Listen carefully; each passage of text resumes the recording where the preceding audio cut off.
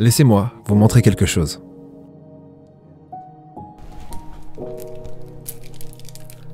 Dans notre tradition, nous avions pour habitude de dire « Si quelque chose apparaît dans votre vie, quelque chose que vous aimez, vous voyez quelque chose que vous aimez, ou vous entendez quelque chose que vous aimez, donc quelque chose vient à vous pendant votre existence et vous aimez cette chose.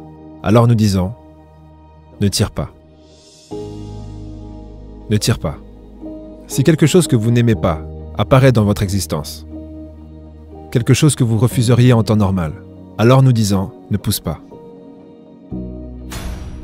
Si je commence à le tirer vers moi, donc j'aime ça, c'est la raison pour laquelle je veux le garder autant que possible. Et je veux même le rapprocher de moi, plus proche de moi qu'il l'est en réalité. Ensuite, ce qu'il va se passer, c'est qu'un jour, quand le moment viendra, peu importe ce que vous essayez de tirer vers vous, cette chose finira simplement par s'éloigner de vous. De la même façon, quelque chose apparaît, et dès le départ, vous commencez par repousser cette chose. Ce n'est plus qu'une question de temps, avant que ce que vous poussez loin de vous commence à se rapprocher, très très près de vous.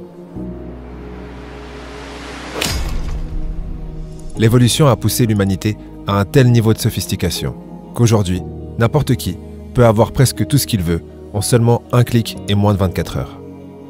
Il serait tentant de penser que le chemin qui mène au bonheur est celui qui assouvirait tous nos désirs. Mais pourtant, de plus en plus de personnes se plaignent de la solitude, de l'anxiété et du sentiment d'être perdu. Et si notre société de consommation nous avait menti? Et si toutes ces technologies et ces biens matériels qui avaient pour but de nous libérer s'étaient en fait transformés en une prison dans laquelle nous nous complaisons? Dans cette vidéo, vous allez découvrir la philosophie et la discipline des moines Shaolin. Le maître Shi Heng-Yi vous partagera les secrets qui lui ont permis de devenir inébranlable et vous découvrirez comment il utilise la discipline pour réussir toutes ses journées. Une chose que vous avez atteinte, vous allez forcément la perdre. L'atteignement est là parce que vous pouvez le perdre. Mais l'atteignement signifie aussi que ce n'est pas vous. Vous êtes la personne qui peut atteindre des choses. C'est pour cela qu'il ne faut pas s'identifier à l'atteignement. Ne vous identifiez pas, vous-même, en tant que riche. Vous pouvez être riche, mais vous n'êtes pas la richesse. Parce que la richesse vous quittera un jour. Je peux être une personne à succès, mais je ne suis pas le succès. Parce que si vous êtes le succès, vous allez le perdre. C'est juste une petite adaptation mentale, je dirais, qui fait toute la différence. Ce qu'il vient de dire me rappelle la mort tragique du fameux Alexandre le Grand, que vous connaissez tous. Mais savez-vous quels ont été ses derniers mots? Le soleil se couchait et Alexandre le Grand était en train de mourir dans son palais d'or. Il avait le plus beau palais que quiconque n'ait jamais eu avant et depuis. Il avait tout le pouvoir, la richesse et les belles femmes que tout homme puisse rêver d'avoir. Il avait également accès aux meilleurs médecins du monde et il n'était pas très vieux. Mais malheureusement, il était mourant. D'ailleurs, ses médecins lui ont dit « Nous sommes vraiment désolés, mais nous sommes impuissants. » Alexandre le Grand était dépité. Tout ce qu'il voulait, c'était 24 heures de plus. Car il avait fait une promesse à sa mère. La dernière fois qu'il l'avait vue, il lui avait promis qu'il reviendrait la voir après avoir conquéri le monde. Mais malheureusement, il était très malade. Et malgré le fait que la distance soit très courte entre lui et sa mère, il aurait tout de même fallu 24 heures pour qu'elle puisse le rejoindre. Malgré toute la richesse et malgré tout le pouvoir du monde, Alexandre le Grand n'avait pas ces 24 heures devant lui. Alexandre insista et dit aux médecins « Tout ce que je veux, c'est 24 heures de plus ». Mais les médecins répondirent « Nous sommes vraiment désolés, mais il ne vous reste même pas 24 minutes. La vie qui est en vous est en train de s'échapper. Elle disparaît. Nous sommes désolés, mais nous ne pouvons rien faire. » Allongé sur un canapé doré, parsemé de diamants précieux, imaginez à quel point Alexandre le Grand a dû se sentir impuissant. Et il ne demandait que 24 heures ce n'est pas grand-chose. En tout cas, pas grand-chose pour Alexandre le Grand. Ce n'était pas un mendiant. 24 heures, pour quelqu'un comme Alexandre le Grand, ce n'était absolument rien. Mais même cela était impossible. Avant que la dernière lueur de vie ne s'échappe, Alexandre le Grand ouvrit les yeux. Il regarda autour de lui. Il était entouré par ses généraux, ses médecins, des femmes magnifiques qui s'inquiétaient pour lui au loin, dans un immense palais, couché en train de mourir, sur un canapé luxueux. À ce moment-là, Alexandre le Grand eut son dernier fou rire. Il se sentait ridicule. Tout ce qu'il voulait, c'était 24 heures. Après ce long fou rire, il prononça ces derniers mots. Tout est vanité. Juste après avoir prononcé ces 3 mots, il ferma les yeux et il mourut. Alexandre le Grand était l'homme le plus riche et le plus puissant au monde. Mais juste avant de mourir, il s'est rendu compte qu'il était plus pauvre que le plus pauvre des mendiants de tout son royaume. La morale de l'histoire est simple. Ne vous identifiez pas. Restez fluide comme le cours d'eau dans la rivière. La meilleure façon de ne pas s'identifier à nos échecs et à nos difficultés, c'est de ne pas s'identifier à nos succès.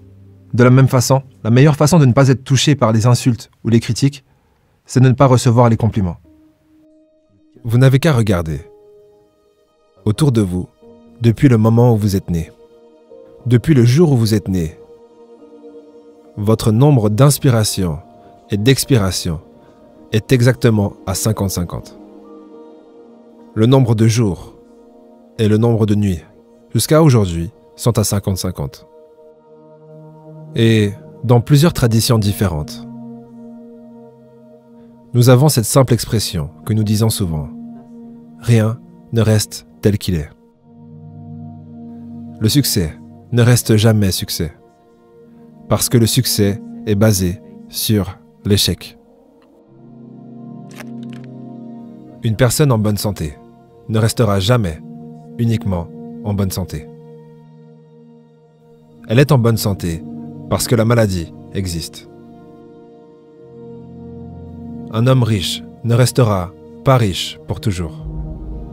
Il est seulement riche maintenant parce que la pauvreté existe également. Et ensuite la question c'est simplement, après avoir observé ce type de structure dans la vie, bien souvent, probablement un jour, nous allons nous demander à nous-mêmes, il doit y avoir une autre façon de gérer et d'avancer à travers cette existence, sans toujours se faire attraper par les hauts et les bas de la vie. Ressentez votre vie maintenant. Ressentez-vous à l'intérieur. Comment est-ce que vous vous sentez? Et maintenant, à travers tout ce que vous faites, essayez de le faire d'une telle façon que vos émotions à l'intérieur de vous n'aient pas de trop grandes fluctuations. Donc cela veut dire, quelqu'un vous donne un cadeau. Et habituellement, dans le passé, vous auriez été très euphorique. Donc vous aviez ce grand bonheur qui grandissait. Entraînez-vous à ne pas laisser ces émotions grandir trop rapidement. Donc si quelqu'un vous donne un cadeau, vous pouvez malgré tout être très reconnaissant. Mais votre état émotionnel ne s'élève pas. De la même façon, auparavant, quelqu'un peut-être de votre équipe vous avait dit « Oh, je suis désolé, mais ce projet sur lequel on travaillait n'a pas fonctionné. Donc, pas de résultat à ce niveau-là. » Et normalement, dans le passé, on aurait été en colère. Et on aurait été triste à ce sujet. Et on aurait dit « Oh, ça fait chier. » Mais cette fois, même avec une mauvaise nouvelle, à l'intérieur de vous, ne laissez pas votre état émotionnel chuter. Gardez-le en place. Et d'une façon, cela veut dire que c'est le début de votre apprentissage qui vous apprendra à vous contrôler vous-même pour que vous ne suiviez pas les fluctuations de la vie. Ça ne veut pas dire que vous ne pouvez pas. À tout moment, vous pouvez quand même décider. Mais maintenant, je veux être heureux. Maintenant, je veux avoir cette émotion expressive. Cela n'est pas un problème. Mais seulement après que vous ayez appris que vous pouvez également rester dans un état stable. Si quelqu'un vous insulte très très durement, vous savez que vous ne vous perdrez jamais. Parce que vous êtes cet homme. Cet homme qui ne peut pas être élevé plus haut que là où il se trouve et qui ne peut pas être abaissé plus bas que là où il se trouve, parce qu'il a toujours été stable. Peu importe tous les compliments que vous lui faites, il restera toujours stable. Il ne s'élèvera pas. Peu importe à quel point vous l'insultez, vous ne pouvez pas l'insulter, parce que vous ne pouvez pas le rabaisser, car il reste toujours dans un état stable. Il est inébranlable. On peut dire que dans la vie, on vit tous des hauts et des bas, c'est naturel. Et on peut également dire qu'on est tous plus attachés au haut qu'au bas. D'ailleurs, on fait tout ce qu'on peut pour éviter les bas autant que possible. Le problème avec ça, c'est que lorsqu'on focalise notre attention sur des choses sur lesquelles on n'a aucun contrôle, on finit par avoir la sensation d'avoir aucun contrôle sur notre vie. Par exemple, imaginons que je préfère l'été que l'hiver. Ah, c'est dommage pour moi, parce qu'il va quand même faire froid la moitié de l'année. Ou imaginons que je préfère quand il fait beau plutôt que quand il pleut. Eh bien, c'est également dommage pour moi, parce qu'il va quand même pleuvoir de temps en temps. De la même façon, imaginons que j'adore être heureux et joyeux, comme tout le monde d'ailleurs. Donc je vais m'attacher aux choses qui me donnent du plaisir. Mais qu'est-ce que l'apogée de la joie? L'extrême apogée de la joie. Qu'est-ce qui se passe? Il y a un feu d'artifice? Ben non. L'apogée de la joie, c'est la joie qui se transforme en tristesse. Puis l'aboutissement de la tristesse, c'est la tristesse qui se transforme en joie. Une autre façon de le dire serait que si la profondeur de votre coupe représente votre tristesse, alors elle sera équivalente à la joie que vous pourrez y verser. Du coup, quoi qu'il arrive, je serai victime de la loi des cycles. Alors on pourrait se dire de quelle façon est-ce que je pourrais me retirer un peu de ces fluctuations qui m'empêchent en fin de compte d'avoir une stabilité et de me concentrer sur ce qui compte pour évoluer dans la vie. Selon moi, il y a deux façons d'approcher la chose. La première, c'est de croire en une force plus grande que soi. Parce que lorsque vous allez vivre un moment très difficile, ce qui m'est arrivé cette année, et que vous allez croire que ça s'arrêtera jamais, fondamentalement, vous allez vous rappeler de la loi des cycles, le fonctionnement du monde et de l'univers. Et vous allez vous dire, même si je suis incapable de voir que ça ira mieux, la loi des cycles m'affirme que ça finira par aller mieux, d'une façon ou d'une autre. Et la deuxième méthode, c'est d'avoir un objectif qui est plus grand que vous. Un objectif qui fait que vous aimiez plus l'hiver plutôt que l'été, ou le jour plutôt que la nuit, ou un jour plutôt qu'un autre. Tout ça sera accessoire, parce que vous avez une direction, et vous allez dans cette direction. Et vous savez que pendant ce chemin, des fois vous serez heureux, joyeux, et des fois vous serez malheureux. Et quand vous serez malheureux, vous vous rappellerez que pas de problème, je peux continuer à me concentrer sur ce qui compte pour moi, parce que ce malheur se transformera en bonheur, de lui-même, quoi que je fasse. D'ailleurs, pour ceux qui veulent transformer leur subconscient en un allié dans cette quête de la vie, tout ce que vous avez à faire, c'est cliquer dans le lien qui se trouve dans la description pour accéder à une vidéo qui vous apprendra les bases pour reprogrammer votre subconscient. Nous pouvons prendre n'importe quelle personne à succès de nos jours.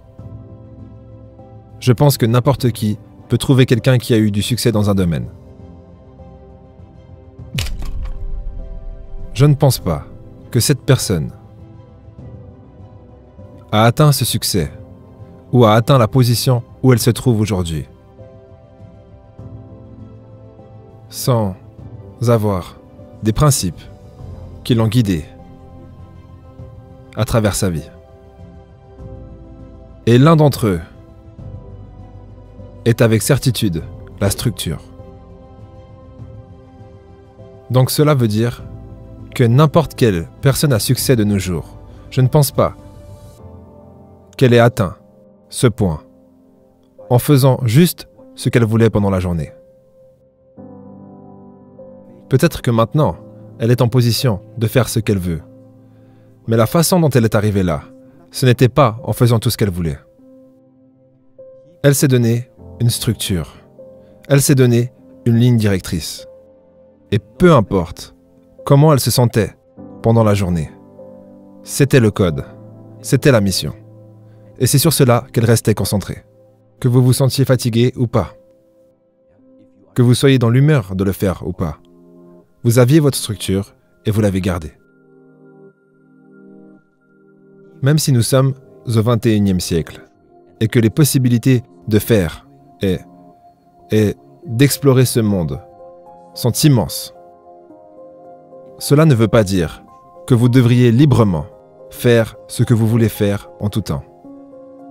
Ce n'est pas ce que nous jugeons dans le monastère et dans le temple Shaolin, être une façon saine d'évoluer.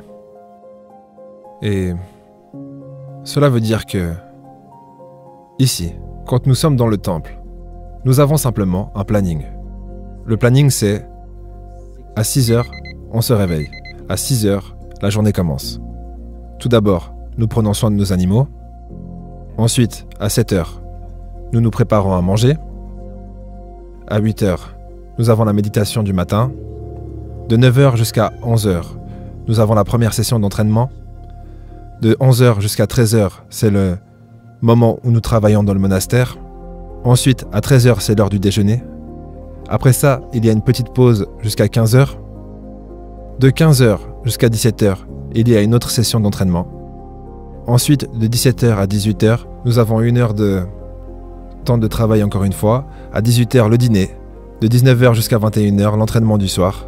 À 21 heures, il y a la cérémonie du soir. Et c'est comme ça que la journée se termine. 6 jours par semaine. Cela veut dire qu'à l'intérieur de cette structure journalière, numéro 1, il n'y a pas de place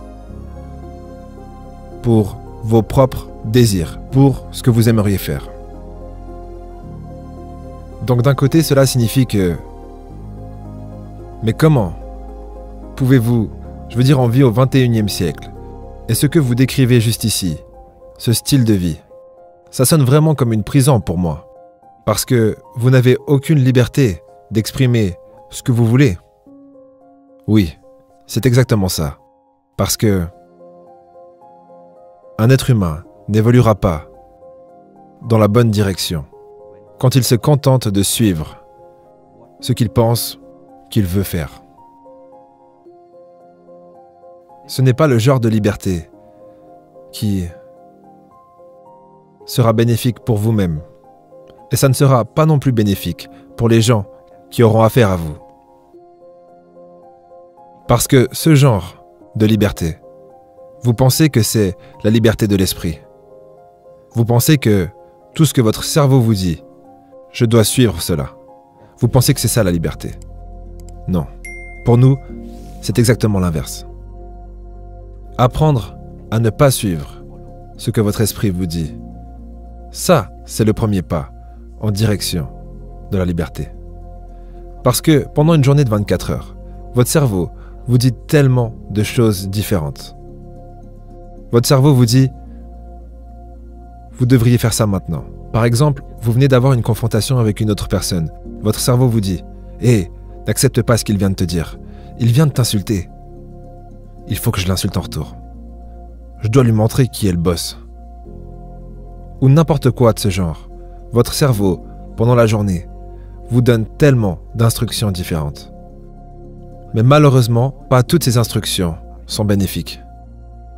Parce que ces instructions viennent de votre conditionnement passé.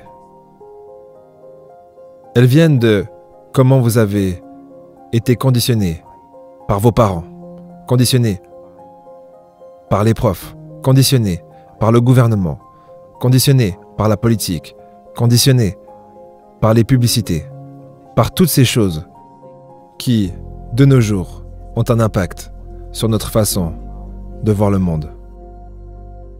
Selon vous, quel serait le meilleur synonyme pour le mot liberté? Autrement dit, comment est-ce que vous définiriez la liberté, selon vous, en un mot?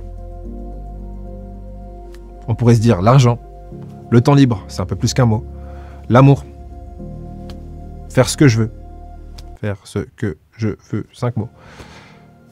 Qu'est-ce que ce serait? Pour moi, le meilleur synonyme, c'est évidemment la discipline. Parce que la liberté totale n'existe pas, à moins que vous décidiez de sauter d'un pan. Ce que je ne vous recommande pas forcément. Pourquoi la liberté n'existe pas? Parce que dans 4 heures, je vais avoir faim. En fait, j'ai déjà faim. Et quand j'aurai mangé 4 heures plus tard, j'aurai de nouveau faim. Et mon corps a plein de besoins. Et ces besoins peuvent être considérés comme une prison. Et donc, la liberté totale dans un corps humain, c'est pas possible. Par contre, il y a des prisons de meilleure qualité que d'autres. Et pour moi, la meilleure prison, c'est celle qu'on s'impose consciemment, pour notre propre bien. Et ça s'appelle la discipline. Souvent, ce qu'on veut le plus obtenir ou devenir s'obtient en faisant les choses qu'on a le moins envie de faire. Au prochain épisode.